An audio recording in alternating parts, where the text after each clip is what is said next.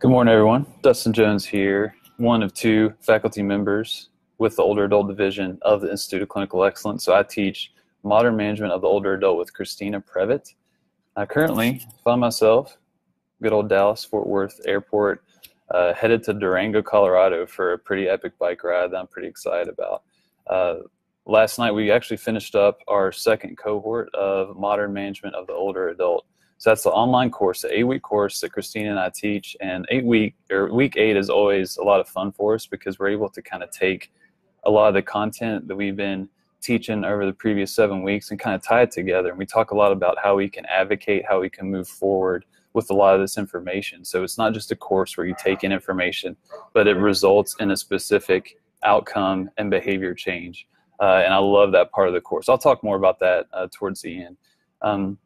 But I was reflecting on just kind of where I'm at professionally and kind of where I'm wanting to go forward, which, you know, our week 8 assignment kind of forces you to reflect a little bit. And right now, I am currently in kind of an interesting situation clinically. So I'm a home health clinician, and, you know, I'll have, you know, homebound older adults at, let's say, 65 years old still working, that have had some type of surgery like a knee replacement, pretty high, you know, functioning individual. And then I'll go to an assisted living facility and work inside of what they'll call a memory care unit, where a lot of those residents have, you know, Alzheimer's or dementia or some type of, you know, cognitive impairment. So I'm working with these people across this huge cognitive spectrum on a day-to-day basis that has made it very challenging in terms of teaching, in terms of cueing, in terms of giving feedback and getting carryover between our sessions. And it's been really challenging, but a lot of growth has happened from that. And I want to talk about that today. Cueing and feedback, what do we say and when do we say it? And I'm just trying to give some tidbits and lessons learned along the way. A lot of this is based on a really good article that I came across from the NSCA, the National Strength and Conditioning Association. They're the ones that do the CSCS certification that a lot of y'all probably see. But this article is titled "What We Say Matters." And the reason I'm going to reference a strength and conditioning article is because in my personal experience, the fitness world, fitness coaches, personal trainers have been some of the most advanced educators that I've interacted with. They know what to say and when to say it. They get tons of reps with their clients that they work with, and I've gained tremendously from some of the different coaches, fitness coaches I've had, you know, the privilege to spend time around. But this is a great article. I'll put a link into the Facebook post so y'all can check it out. But I want to talk about cueing first. So there's lots of different, you know, cues that we can do. We can do verbal cues, visual cueing, tactile cueing, auditory cueing. But I want to stick to verbal because we are really good at talking in terms of our profession. So we'll stick to verbal cues. So we have internal and then external cueing is what we most often see. So that internal cue is going to be that cue that forces your patient to think inward. It's usually related to some type of movement to where we say, you know, lean forward or bend your knee or do some of these things where they have to think about their own body. That has shown to require a higher cognitive capacity. That person has to have a pretty good movement fluency. They have to not be a motor moron, as you would say. They need to know, you know, that body part, how to move it. They need to be able to understand and feel those things. So internal cueing is one tool, and I would say it's probably the most common tool that you see in a lot of clinics.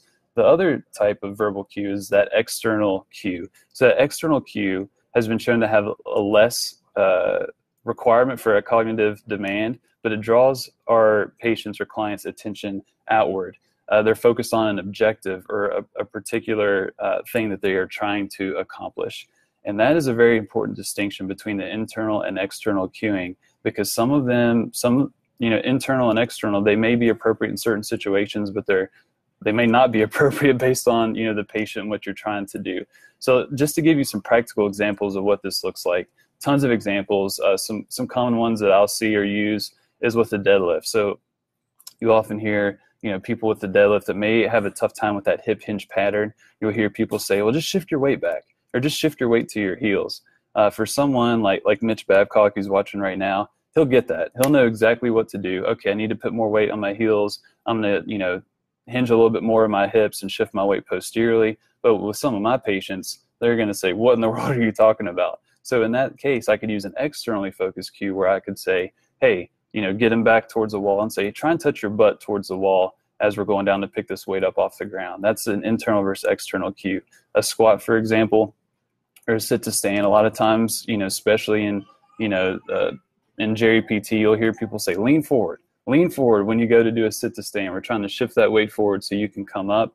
Well, instead of just telling someone to lean forward that may not be able to perform that movement or may not understand it, you can say, put something in front of them and say, reach forward as you're going to stand. So they're automatically trying to touch, that object. They're going to shift their weight forward and they'll be able to come up a little easier. So that's kind of the internal versus external cueing.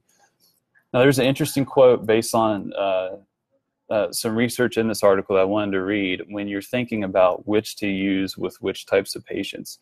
So in this article, I'm just going to read this verbatim. Wolf et al. Stated that focusing on body movement, so that's that internally focused cueing, increases consciousness and constrains the motor system by interfering with automatic motor control processes that would normally regulate the movement. And therefore, by focusing on the movement outcome or external cueing, allows the motor system to more naturally self-organize, unconstrained by the interference caused by conscious control attempts. So the gist of that is that when we use that external cueing, we don't create this cognitive demand where people have to think per se. All they are doing is trying to achieve a specific outcome that you have laid before them. And that cognitive demand is going to be lower, which with some of our patients, especially in the world of older adults, this is Older Adult Wednesday, that can be really helpful. So external cues in my world, in JPT world, are definitely more powerful than internal cueing. Not always, but most of the time that's going to be the case. Now, what if you're working with a patient that has some type of mild, cognitive impairment, or let's say they have a diagnosis of dementia or Alzheimer's? That can make things very difficult. Like I said before, I'm in a memory care unit, and some of the things that may work with that 65-year-old that I saw that morning is not going to work, with the 72-year-old that has Alzheimer's. And this is very challenging for me because, many of you all that are south of the Mason-Dixon line will understand this, but we tend to fluff up our words a lot. Instead of being direct and asking them to do a specific thing or requesting them to do it, we try and make it sound nice. So instead of saying stand up, I'll say, you want to sit up today? Please, thank you. We add all this fluff that makes it more challenging for them to comprehend what we're trying to say. So direct, commands, which for me sounds rude, but the patient doesn't perceive it as that. So play around with that. If you have some of these types of patients with cognitive impairments, be direct. Use very few words. Instead of asking a question, you can just, make a command basically, not in a rude manner, but you're just getting the point across. So that's kind of how we want to think about cueing, internal versus external. External with a lot of our patients is going to be more helpful. And then you really have to think about if there's a mild cognitive impairment on board, to where you're really going to have to trim the bacon fat off of the cueing that you're giving. This is definitely trial by fire, super awkward for those that are new to being around those types of patients. But the more practice you get, you definitely pick up on what to say and what not to say. So let's move on to feedback. So when we think of feedback, so we have kind of the intrinsic feedback. So the feedback that your body gives to yourself when you perform a movement, whether it's through proprioception or your somatosensory system, you gather information after you perform or during and after you perform that movement. That's task intrinsic. Then we have augmented feedback.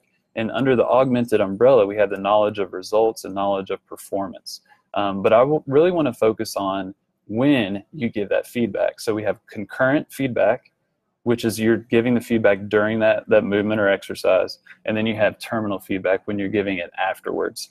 Now, what's the most common? I'd say, so we have internal cueing is definitely, the most common from what I've gathered in my experience, but then the concurrent feedback is definitely the most common in clinical practice. Now, that's not necessarily a bad thing. Mitch is watching, he's coaching a lot of people under heavy loads. They may be doing, squats under, a pretty significant weight.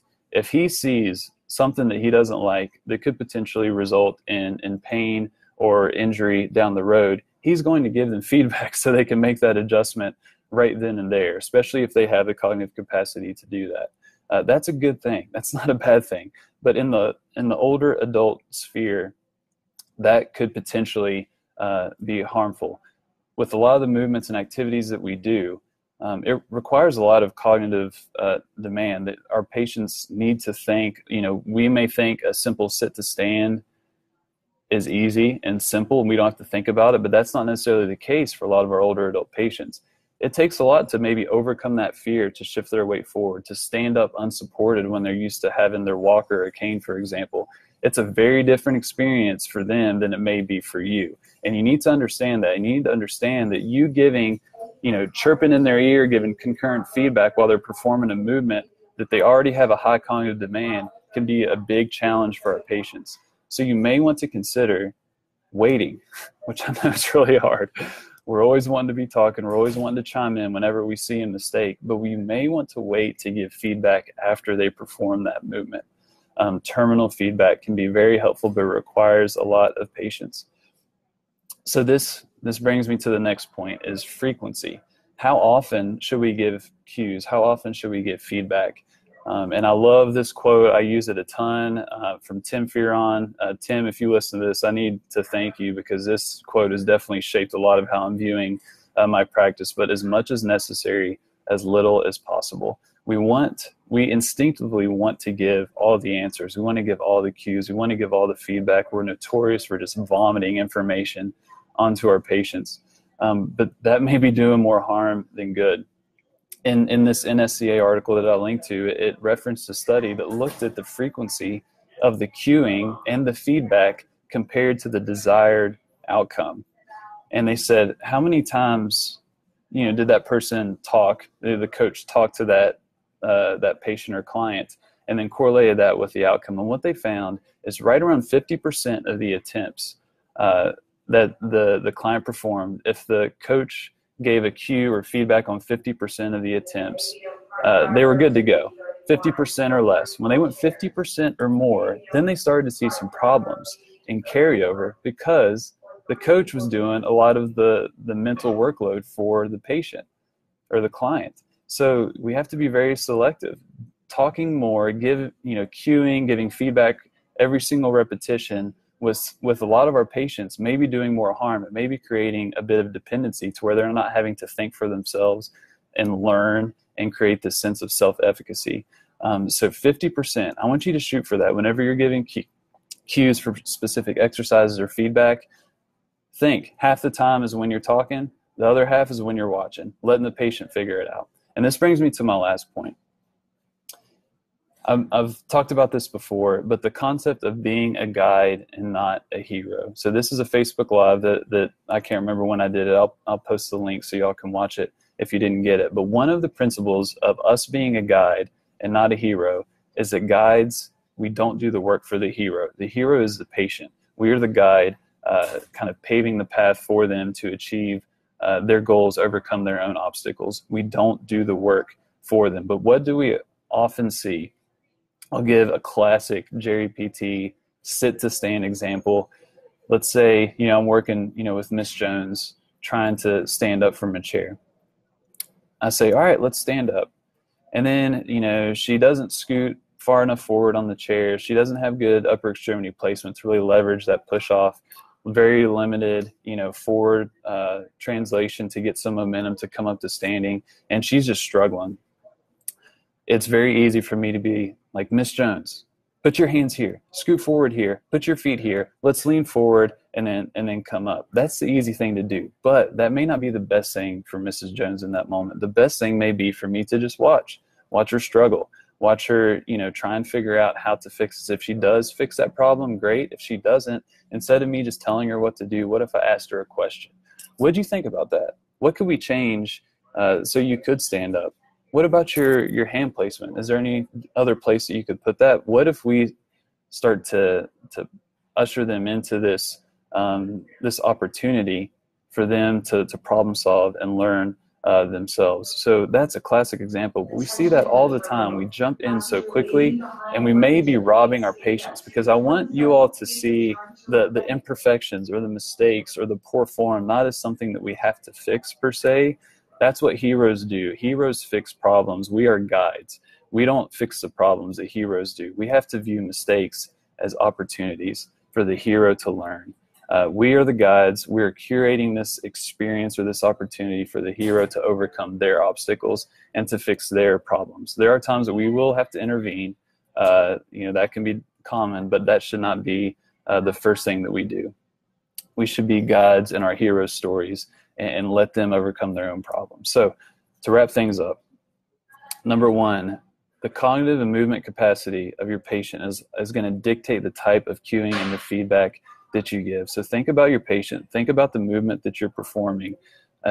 Is it going to be better to perform an external cue that's going to have less of a cognitive demand versus an internal cue? When should you give the feedback? If you yapping in their ear while they're performing a weighted squat is going to distract them from what they are trying to do, you probably shouldn't. You probably should wait and do some type of terminal feedback. So think about the person in front of you, because they are going to dictate how you talk to them and how often that you're going to talk to them. 2, as much as necessary, as little as possible, shoot for that 50% goal. Just talk for 50% of those reps in terms of giving cueing and feedback, and just see what happens. Because the research is showing that if you go over that 50% mark, you may be doing some harm to their patients and hurting their self-efficacy. And lastly, you want to be a guide and not a hero. Don't jump in and try to fix their problems. You want to allow them to critically think, to allow them to learn for themselves. You are kind of curating this opportunity so they can fix their own problems, and you just kind of step out of the way, and they did all the work. And then you may get a thank you, but you may not, and that's okay, because that's what we're here for. So that's all I got. Cueing and feedback. If y'all have any questions, put a question in the post, and I'll definitely be sure to post some of the links that I mentioned. For those that are still sticking around after 17 minutes, I wanted to mention our course, so Modern Management of the Older Adult. We wrapped up the second cohort last night. I'm very confident that this course will serve you well. Christine and I are very proud of this course, and I'll tell you why. Because this course, based on the feedback that we've gotten from the students, has changed their perception of older adults. It's changed their mindset. It's allowed them to be more confident and comfortable in pushing their patients and challenging them. And that right there is going to have such a dramatic impact in the outcomes of your patients and the progress that they're going to see. And to hear some of the students in terms of how their clinical practices change, how their patients are getting better, quicker, and just how they're just really confident. They're ready to just crush it and serve this older adult population well, that I am 100% confident that you're going to gain tremendously from this course. So consider it. It's going to start June 10th. This is our third cohort. So Modern Management of the Older Adult, I'll put the link in the show notes. 8 weeks, online format. We have lecture, then we have lab, and then this is all online, and then you post an assignment in the Facebook group. And the beautiful thing is this is not a one-time course. You have lifetime access to this content and the community. And so once this 8 weeks is over, it's just beginning. The journey is just beginning. You're now in this community of people that you have access to share information, to ask questions, and just to get their feedback. And it's a beautiful thing, and I'm really excited about it, and I want you to consider it. So, all right, 19 minutes. You all have a lovely day. I'll be back with you in a couple weeks. Christine and Previtt will be on the Older Adult Wednesday episode next week. Thanks, Josh. Take care.